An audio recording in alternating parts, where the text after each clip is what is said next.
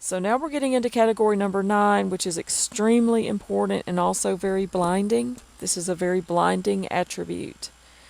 Number 52, prideful, proud. 53, arrogant. 54, haughty. Right behind it, 55, entitled. And so the pride thing is to where something to keep in mind, because a lot of, once more, the pastor who assaulted me, no matter what they're projecting out there to uphold a fantasy and uphold the cult circles or whatnot, a lot of times they'll use pride to do it, and they'll justify it as so-called winning and saving souls. But sadly, this is how you get into where people are even doing miracles in the name of God, and they'll hear God say, "I never knew you," because when they're prideful, a lot of times they're dealing with things like repressed shame, that whole phenomenon. But a lot of times they're being, oh my goodness, sometimes it's just a whole spirit. Sometimes it's the fantasy process that we've described, or all the above. The lust and the addiction of wanting to think that they're above people and constantly addicted to the approval of others, or enjoying running in circles of people that feel that same energy and think and believe in that same kind of narcissistic way. That's getting so big in like the minister circles of America that may be one reason we're about to go under judgment, and some of the prophetic things that happened to me with this guy that attacked me recently. I've wondered a whole lot about that, because whenever, especially a spiritual leader or a spiritual authority figure is prideful, guys, don't be tricked by that, because the Bible says that God is very far away from the prideful person. He's with the humble, and he turns his back on the prideful person. He's not even with them. So yeah, a preacher that's prideful, a prideful preacher doing miracles, God's not with them. God actually hates a prideful look. He hates it.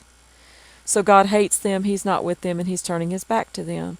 And that's not for us to get puffed up and prideful about. That's just for us to have an understanding, so we don't feel like we're neglected or rejected by God when they abuse us. Because that's the gaslighting is, well, they're a spiritual authority, so they must have had somehow a little right to do that, and I must have stepped across the line. Well, if they were being that arrogant and haughty, and a high opinion of themselves, and expecting everyone to worship them and bow down to them, basically. No, God hates that. You're right. God hates it. And we don't need to go too far in our reaction about that, but we just need to have the peace that the child of God deserves. That yes, God does hate that. That will be judged, and that will be taken down. And what I think is funny too about like the guy who attacked me, he's totally he is so prideful. Talk about it being blinded. It can make them think that whatever they teach is truth. So he would go around arrogantly telling people that we're going to be raptured before we see anything difficult, and my car keys and my iPhone are going to be right there in that chair, and I'm going to be like beamed up to the UFO, I guess. He wouldn't say that, but I'm like, yeah. But I used to wonder, back when I was seeing him how I was and thinking he was probably innocent and kind and reasonable, I was like, why when he talks about the rapture is he talking about the car keys and the iPhone? And it took me an understanding of the pride level that he has to realize. He's doing that because to him, not to everyone that believes in a pre-trib rapture, but to him that concept of the rapture is, I sit a queen and I shall see no harm. It's pride. Whenever I leave here, I'm going to leave with my status intact, with my car intact, with my iPhone. Oh my goodness. Really? Pride, arrogant, haughty. And I even had like a pet name for him because he abused me so bad even before he hit me with curses. And he prides himself on speaking Spanish, so I used to call him, a Spanish word for pride is like orgulloso. I think I'm saying that right. And I used to call him Mr. Pride and Proud Wolf. And so I would call him Señor Orgulloso. Or I would say Lobo Orgulloso. That's the name I have for you, is you're about as proud and big-headed as they get.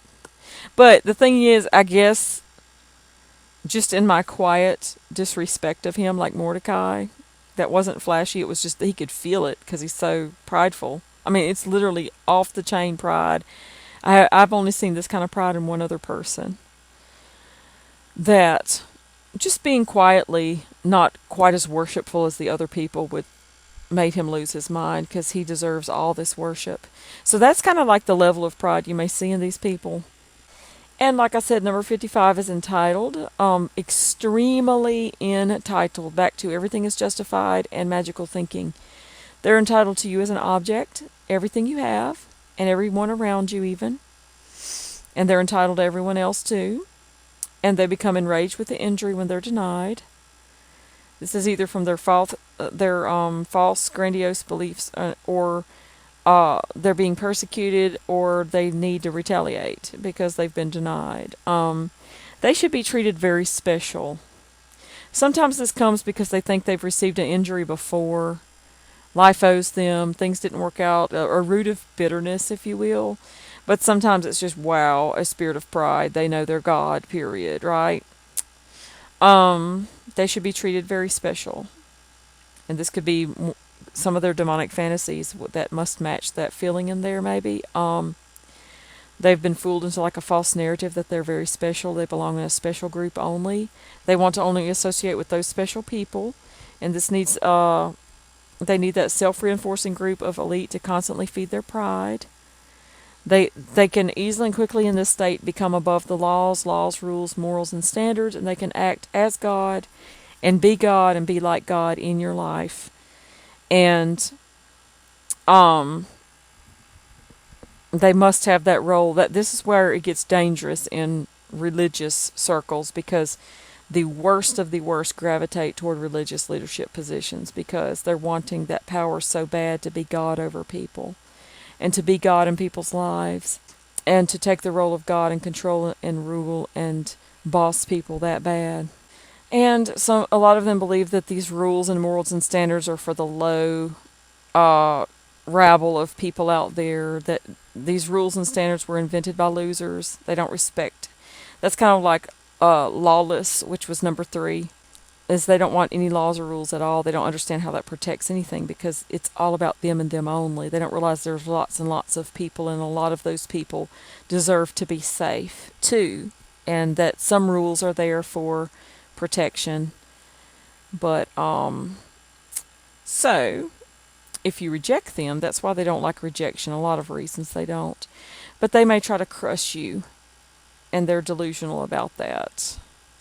Crush, dominate, manipulate, destroy.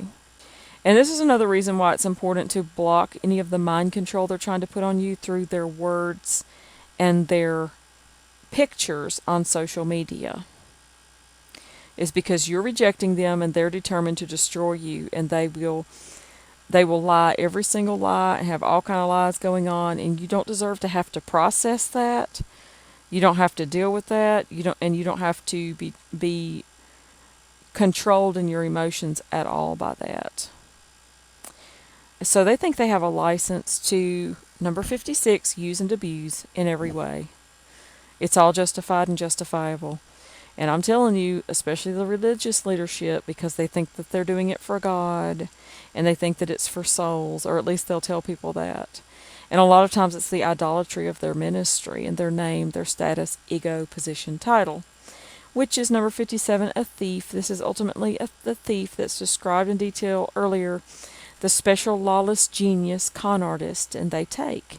Number 58, they're a taker, an entitled parasite, parasitic lifestyle, which is a key trait of the sociopath, is the parasitic lifestyle. Long-term parasitic with no problem doing it. They have no problem being parasitic. Number 59, cheater. This goes under the pride.